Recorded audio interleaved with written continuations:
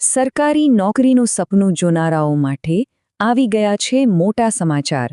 ગુજરાતમાં વર્ગ 3ની અત્યાર સુધીની સૌથી મોટી ભરતી CCE 2026 જાહેર થઈ ગઈ છે. અને આ વખતે નવા નિયમો અને હજારો તકો સાથે આ ભરતી ખરેખર એક ગેમ ચેન્જર સાબિત થવાની છે. તો ચાલો આ ભરતીની એક વિગતને ઊંડાણપૂર્વક સમજીએ. જી હા, 5700થી પણ વધારે જગ્યાઓ. આ ખાલી એક આંકડો નથી દોસ્તો. આ હજારો ઉમેદવારો માટે સરકારી સેવામાં જોડાવા માટેની એક સુવર્ણ તક છે. પણ સવાલ એ છે કે આ તકને ઝડપવી કઈ રીતે? બસ એ જ આપણે આજના આ વિશ્લેષણમાં સમજવાનું છે. તો આ આખી ભરતી પ્રક્રિયાને સરળતાથી સમજવા માટે આપણે આ 6 મુદ્દા પર વાત કરીશું. સૌથી પહેલા તકો કેટલી મોટી છે એ જોઈશું. પછી 2026ના નવા નિયમો શું કહે છે એ સમજીશું. ગ્રુપ A અને ગ્રુપ B આ બેમાંથી કયો રસ્તો પસંદ કરવો એ જાણીશું. પછી એક રિયાલિટી ચેક કરીશું કે સ્પર્ધા કેટલી ટફ છે. પ્રિલિમ્સ પરીક્ષાનું આખું માળખું સમજીશું. અને છેલ્લે તૈયારી માટેનો એક ક્લિયર રોડમેપ બનાવીશું. તો ચાલો શરૂ કરીએ. તો ચલો સૌથી પહેલા વાત કરીએ કે આ તક ખરેખર કેટલી મોટી છે. આ 5700 કરતાં વધુ જગ્યાઓનું વિભાજન કઈ રીતે થયું છે? એક વાત તો પાક્કી છે, છેલ્લા ઘણા વર્ષોમાં વર્ગ 3 માટે આટલી મોટી ભરતી આવી નથી. જો અત્યારે જે 5370 જગ્યાઓ કન્ફર્મ થઈ છે એને મુખ્યત્વે 2 ગ્રુપમાં વહેંચવામાં આવી છે.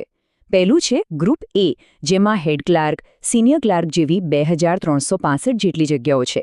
અને બીજું છે ગ્રુપ B, જેમાં જુનિયર ક્લાર્કની 3000થી પણ વધુ જગ્યાઓ છે. આ બંને રસ્તા બિલકુલ અલગ છે અને એમાં શું તફાવત છે એ આપણે આગળ સમજીશું. હવે આપણે વાત કરવાના છે સૌથી મોટા ફેરફારની. એક એવો નિયમ જે આખી પરીક્ષા માટે સાચો ગેમ ચેન્જર છે. જો આ એક વાત બરાબર સમજાઈ ગઈ તો સમજી લો કે તૈયારીની આખી દિશા જ બદલાઈ જશે. આ સ્ક્રીન પર જે દેખાય છે એને બરાબર ધ્યાનથી સમજી લેજો. પહેલાં શું થતું હતું? પ્રિલિમ્સના માર્ક્સ પણ ફાઇનલ મેરિટમાં ગણાતા હતા. પણ હવે 2026ના નવા નિયમ પ્રમાણે પ્રિલિમ્સ પરીક્ષા માત્ર સ્ક્રીનિંગ માટે છે. એના માર્ક્સ ફાઇનલ મેરિટમાં ગણાશે નહીં. મતલબ કે પ્રિલિમ્સ હવે ખાલી મેઇન્સ પરીક્ષા માટેની એક એન્ટ્રી ટિકિટ બની ગઈ છે. આખી બાજી હવે મેઇન્સ પર ટકેલી છે. તો આનો સીધો સાદો મતલબ શું થાય? મતલબ એ કે હવે પ્રિલિમ્સમાં ટોપ કરવાની કોઈ જરૂર નથી. બસ એને ક્લિયર કરવાની છે, એને પાસ કરવાની છે. તમારો બધો જ ફોકસ, બધી જ એનર્જી હવે મેઇન્સ પરીક્ષા માટે હોવી જોઈએ. કારણ કે ફાઇનલ સિલેક્શન તો 100% મેઇન્સના પરફોર્મન્સ પર જ થવાનું છે. ઓકે, તો પ્રિલિમ્સનો ફંડા ક્લિયર થઈ ગયો. હવે આવે છે સૌથી મોટો સવાલ, ગ્રુપ A પસંદ કરવો કે ગ્રુપ B? અને આ ખાલી ફોર્મ ભરવાનો નિર્ણય નથી હો. આ તમારી પોતાની આવડત અને શક્તિને ઓળખવાનો નિર્ણય છે. ચાલો જોઈએ કે કયો રસ્તો કોના માટે બેસ્ટ છે. આ બંને વચ્ચેનો જે મૂળભૂત તફાવત છે ને એ છે એમની મેઇન્સ પરીક્ષા. જો લેખન કૌશલ્ય મજબૂત છે, વિચારોને સરસ રીતે લખી શકો છો, તો પછી ગ્રુપ A તમારા માટે છે. એમાં 350 માર્ક્સની વર્ણનાત્મક એટલે કે લેખિત પરીક્ષા આપવાની હોય છે. પણ જો તમારી તાકાત, સ્પીડ અને એક્યુરેસી છે, ફટાફટ MCQ સોલ્વ કરી શકો છો, તો પછી ગ્રુપ B તમારા માટે બેસ્ટ છે, જેમાં 200 માર્ક્સની ઓબ્જેક્ટિવ પરીક્ષા હોય છે. ગ્રુપ Aની વાત કરીએ તો એમાં head clerk, senior clerk, office assistant, sub registrar જેવી ખરેખર પ્રભાવશાળી પોસ્ટ્સ આવે છે. આ એવી ભૂમિકાઓ છે જ્યાં નિર્ણય લેવાની શક્તિ અને થોડી લીડરશિપની જરૂર પડે છે.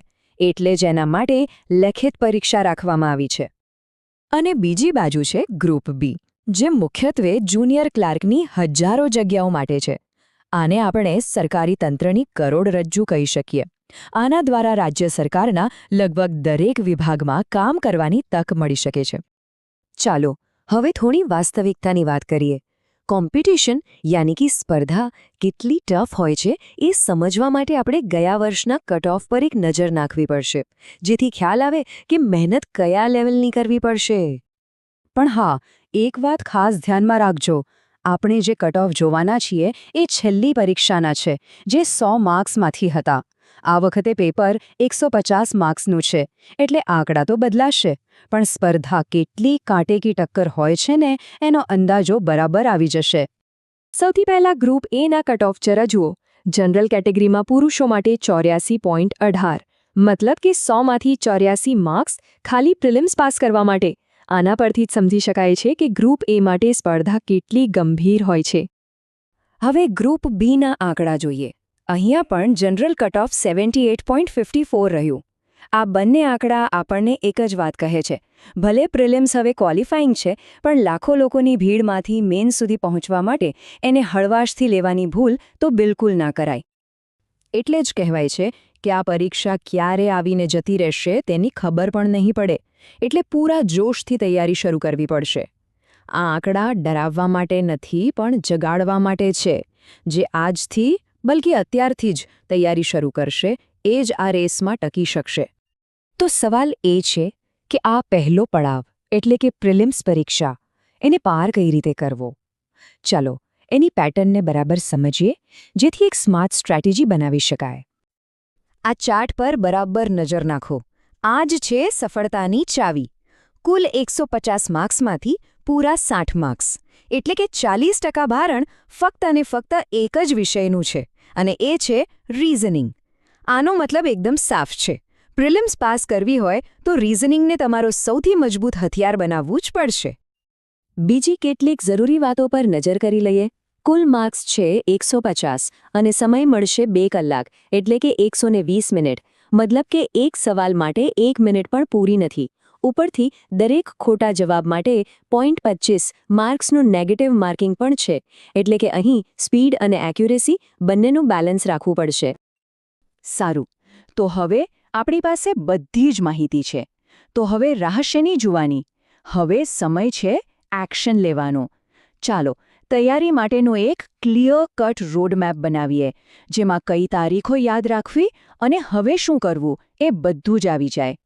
આ તારીખોને ક્યાંક નોંધી લો અથવા તો મગજમાં ફિટ કરી લો. 5 ફેબ્રુઆરીથી ફોર્મ ભરવાના શરૂ થશે અને 20 ફેબ્રુઆરી છેલ્લી તારીખ છે. અને સૌથી અગત્યનું 15 માર્ચે પ્રિલિમ્સ પરીક્ષા લેવાઈ શકે છે. મતલબ કે તૈયારી માટે માંડ 1 મહિના જેવો સમય છે. સમય બહુ ઓછો છે અને એ ભાગી રહ્યો છે. તો હવે તરત જ કરવાના કામ કયા છે? આ 4 સ્ટેપ્સ છે. નંબર 1, તમારી ઉંમર અને ગ્રેજ્યુએશનની ડિગ્રી એટલે કે પાત્રતા બરાબર ચેક કરી લો. નંબર 2, ગ્રુપ એ કે ગ્રુપ બી તમારો રસ્તો કયો છે એ નક્કી કરી લો. નંબર 3, આજથી જ રીઝનિંગ પર સૌથી વધુ ફોકસ કરવાનું શરૂ કરી દો.